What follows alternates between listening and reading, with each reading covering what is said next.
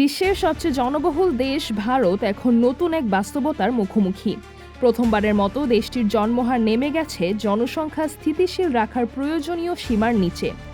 সর্বশেষ সরকারি তথ্য বলছে ভারতে এখন একজন নারী গড়ে জন্ম দিচ্ছেন মাত্র 1.9টি সন্তান, অথচ জনসংখ্যা স্থিতিশীল রাখতে প্রয়োজন অন্তত 2.1।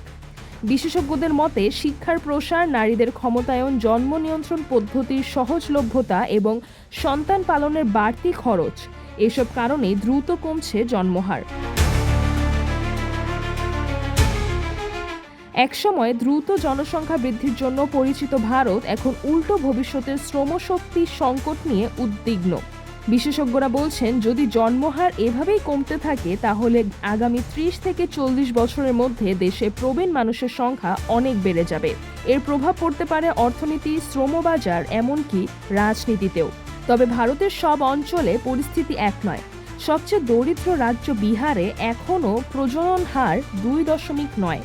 অন্যদিকে দিল্লি, কেরালা ও তামিলনাড়ুর মতো উন্নত রাজ্যগুলোতে এই হার নেমে এসেছে প্রায় 1.2 থেকে 1.3-এ।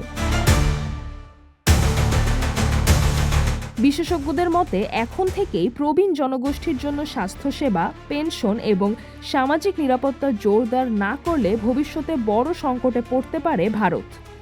শুধু ভারত নয়, চীন, দক্ষিণ কোরিয়া ও তাইওয়ানের মতো দেশও এখন কমে যাওয়া জন্মহারের চ্যালেঞ্জ মোকাবিলা করছে। এখন প্রশ্ন একটাই, বিশ্বের সবচেয়ে জনবহুল দেশ ভারত কি পারবে এই জনমিতিক পরিবর্তনের সঙ্গে নিজেকে খাপ খাইয়ে নিতে? সিজরাতুল আভা, দৈনিক আওয়ার বাংলাদেশ।